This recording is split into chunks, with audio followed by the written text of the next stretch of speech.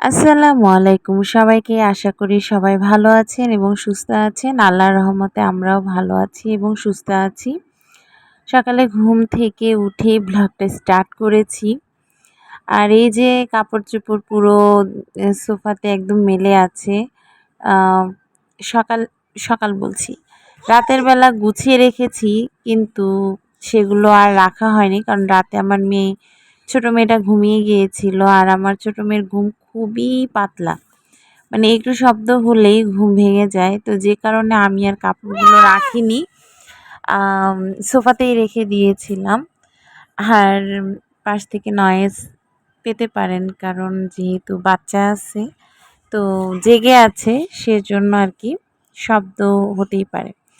আর এই তো লাইট এখনো জ্বালাইনি।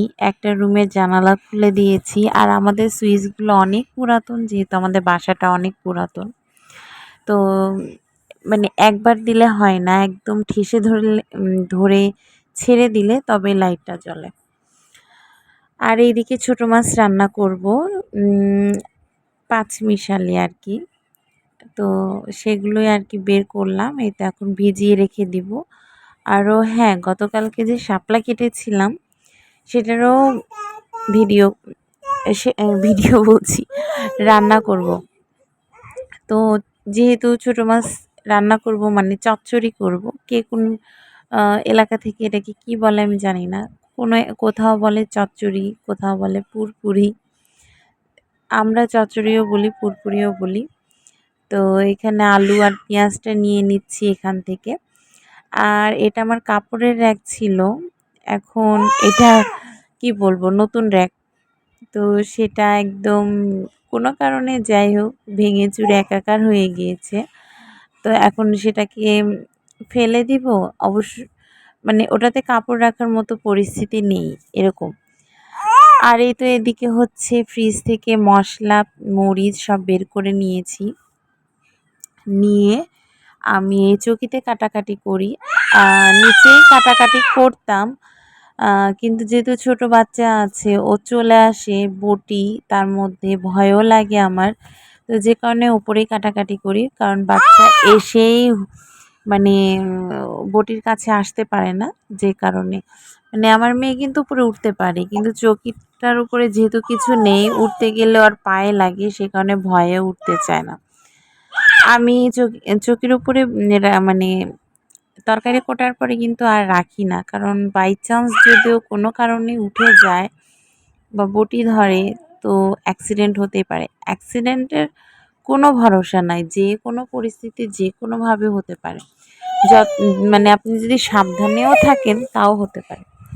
তো যে কারণে আমি সবসময় চেষ্টা করি সবকিছু বিশেষ করে ধারালো জিনিস বা চোখা জাতীয় জিনিস মানে যেটাতে বাচ্চার ক্ষতি হবে সেগুলো সবসময় দূরে রাখতে এবং ওপরে রাখতেই বেশি পছন্দ কেন বলবো এটা আমি মানে চেষ্টা করি আর কি।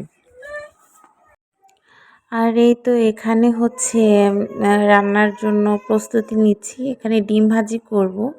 ডিমটাকে এখনই একদম মেখে নিব না, এইভাবেই রেখে দিব। যখন ভাজি করব তখন আর কি এই ডিমটা মেখে ভেজে দিব। আর আমার বড় মেয়ে হচ্ছে পেঁয়াজ মরিচ দিয়ে ডিম ভাজি খুবই পছন্দ করে। ওকে প্রতিদিন সকালবেলা আমাকে ডিম ভাজি করে দিতে হয়, তাও পেঁয়াজ মরিচ দিয়ে। সে শুধু ডিমের অমলেট আগে পছন্দ করতো, খেত, কিন্তু এখন সে একদমই পছন্দ করে না। তার রিজন আছে, সেটা হচ্ছে ও একদিন মানে ওকে একদিন ডিম পোচ করে দিয়ে ভাত খাইয়েছিলাম। ওই দিন হঠাৎ করে জানি না কেন যেন বমি করে দিয়েছিল। তো তারপর থেকে ও অমলেট একদমই খেতে চায় না।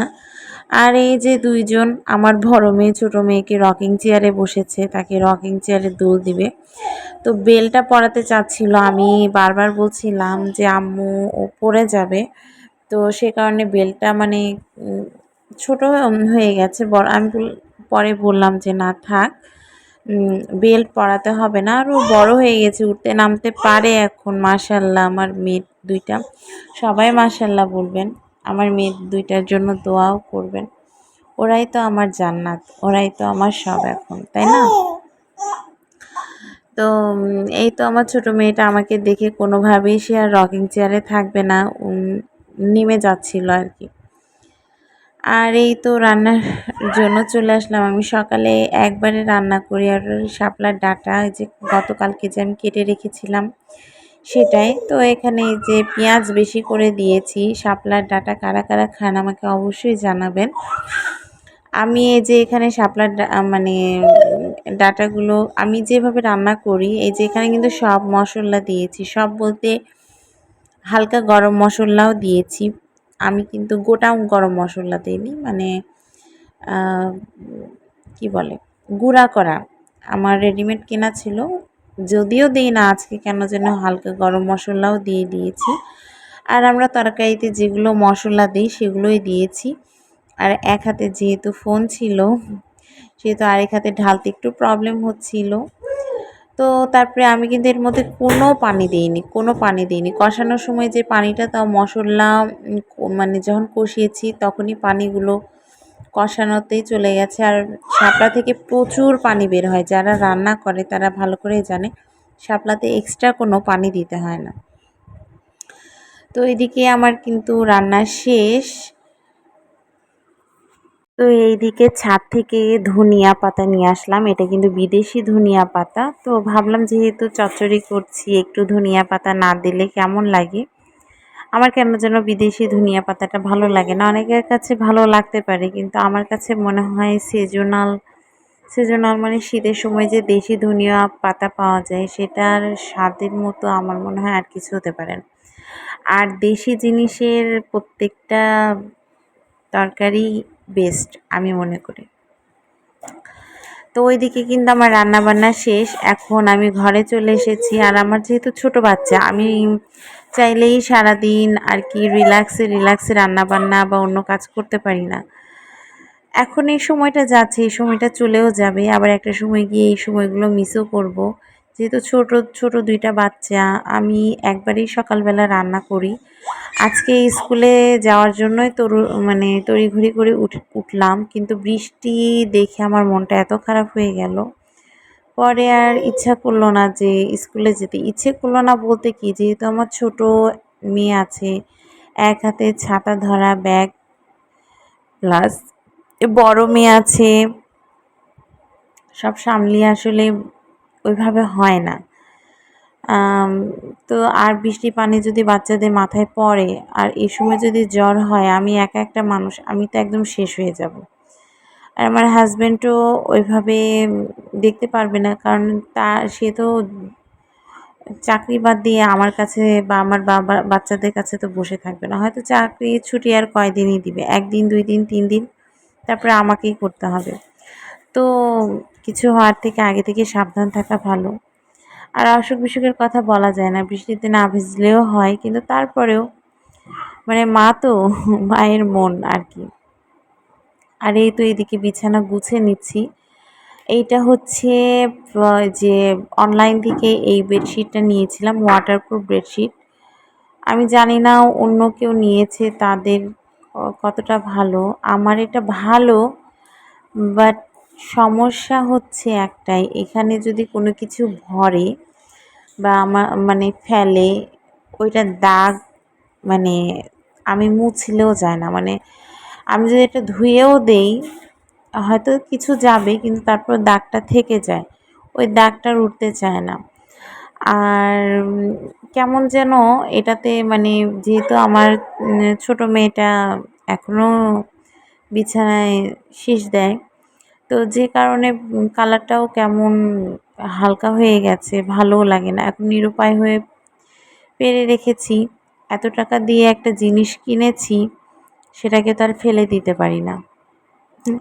তো এই হয়েছে আমার অবস্থা। তো এখন আমরা যেহেতু মধ্যবিত্ত পরিবারের বিলং করি, আমরা চাইলেই তো ফেলে দিয়ে নতুন কিছু কিনতে পারি না। নতুন কিছু কেনার জন্য সময় সাপেক্ষর দরকার হয়, আর প্রত্যেক মাসেই যে একইভাবে চলে তা কিন্তু না। আর এই যে ড্রেসিং টেবিলের অবস্থা বলি, আমার এই দিকটা তাকালে নিজের কাছে খুব অসহায় মনে হয়। কেন? আমাদের মেয়েদের কিন্তু এই জায়গাটা অনেক ইমোশনালের।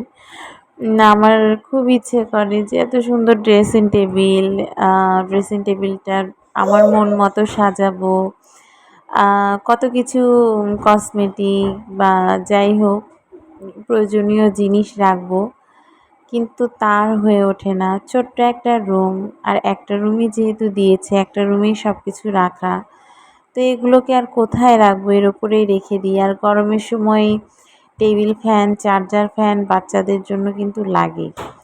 আমরা বড়রা কিন্তু সহ্য করে নিতে পারি, বাচ্চারা তো অত কিছু বোঝে না, ওদের তো আর অত ধৈর্য ক্ষমতা বা সহ্য ক্ষমতা নেই।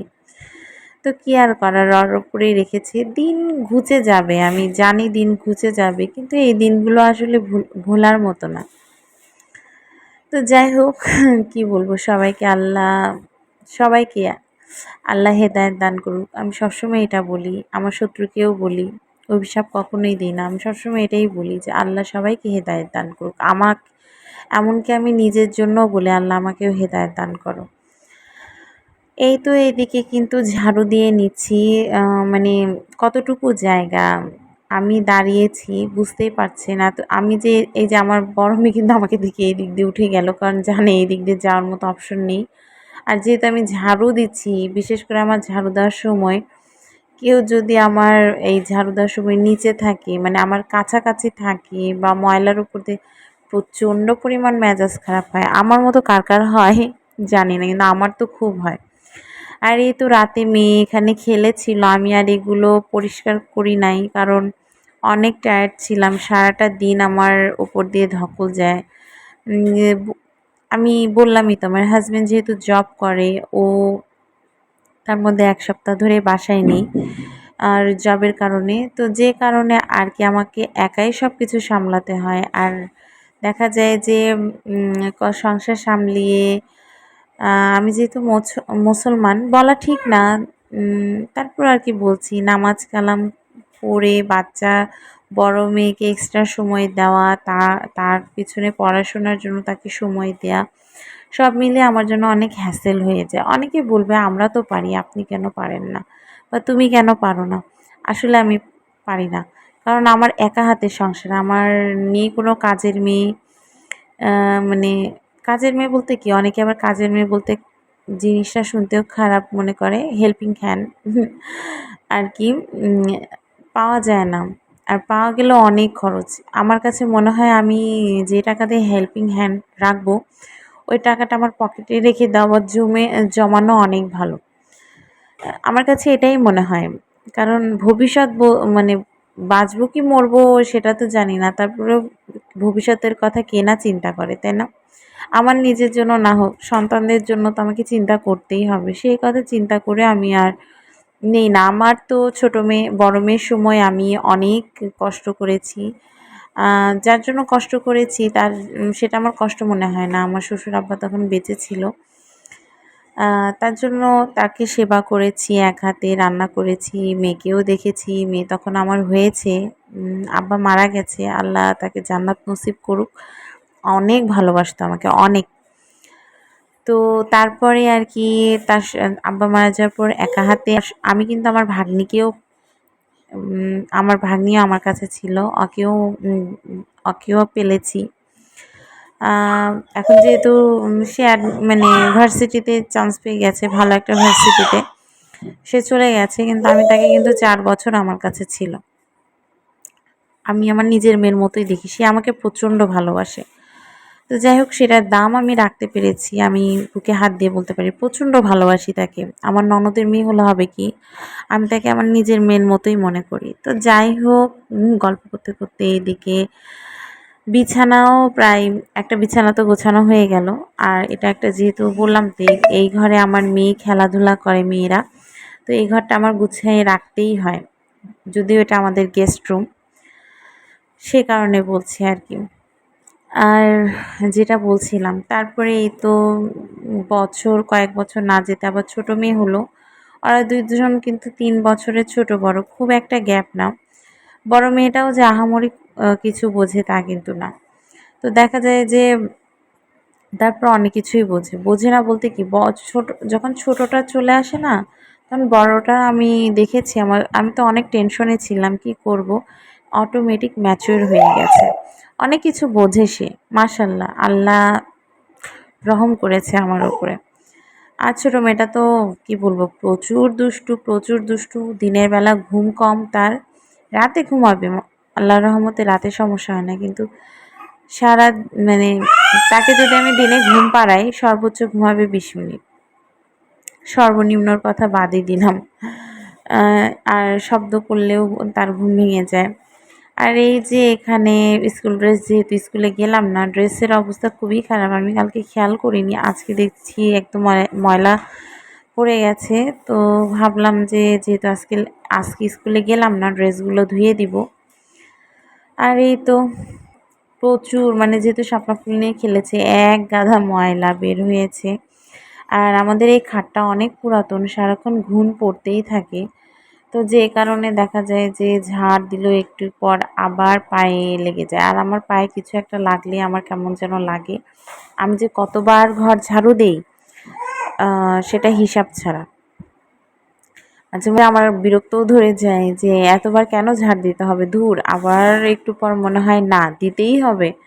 মানে যেহেতু ছোট বাচ্চা আছে, কি থেকে কি মুখে দিবে সেটার তো একটা টেনশন থাকেই। প্লাস আমার নিজের কাছে একটু ইয়া লাগে। আমার তো ঘুমানোর আগেও আমি একবার ঝাড়ু দেই, মানে সব রুম না, শুধু আমার রুমটা ঝাড়ু দেই।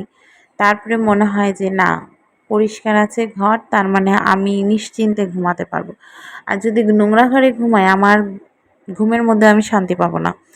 যে আমি ঘর নোংরা করেই এভাবে রেখে ঘুমিয়ে গেলাম, এই হলো আমার অবস্থা। কি? আর এই যে আমি যে কাজ করছি, আমি কিন্তু আমার ছোট মেয়েকে নিয়েই কাজ করছি। ও কিন্তু আছে, কিন্তু মানে আমি ওই সাইটে আর কি, ক্যামেরা তো ফুল মানে দেখানো যাচ্ছে না, সেই কারণে বলছি। একবার ওকে সামলাতে হচ্ছে, একবার ঝাড়ু দিচ্ছি। আমি কিন্তু ক্যামেরা খেয়াল করেছেন কিনা জানি না, আমি কতবার যে ঘুরিয়েছি, দেখে খেয়াল করেছেন কি আমি ঝাড়ু দেওয়ার সময়? তো এটা হচ্ছে বিকাল টাইমে। তো যাই হোক, আমার দুপুর পর্যন্ত সম্পূর্ণ কাজ শেষ। রেস্ট কিন্তু আমি একটুকু নিতে পারিনি। এই যে নুডলস রান্না করে এখন দুইজনকে খাওয়াবো। আর নুডলস হচ্ছে আমার মেয়েদের সবচেয়ে পছন্দের খাবার। মানে নুডলস রান্না করলে দুইজনকে আমি একসাথে নিশ্চিন্তে মনে খাওয়াতে পারি, এবং নিশ্চিন্তে মনে এটা চিন্তা করতে পারি, হ্যাঁ ওদের পেট ভরেছে। কিন্তু সমস্যা হচ্ছে আমার বড় মেয়ে হাত দিয়ে খেতে চায় না। আমি কোনোভাবেই তাকে হাত দিয়ে খাওয়াতে পারি না। সাজেস্ট করবেন কীভাবে সম্ভব? আর এই তো বিকালবেলা, এইদিকে বৃষ্টি হচ্ছে, আর চিন্তা করছি যে আমার হাজব্যান্ড আসবে কিনা আজকে, যেহেতু আসার কথা। আবার বলেছে কাজ যদি শেষ করতে না পারি তাহলে আসবো না। এজন্য একটু মনটা ভীষণ খারাপ লাগছিল। আমি তাহলে আল্লাহর কাছে প্রার্থনা করছিলাম যেন আজকে আসে।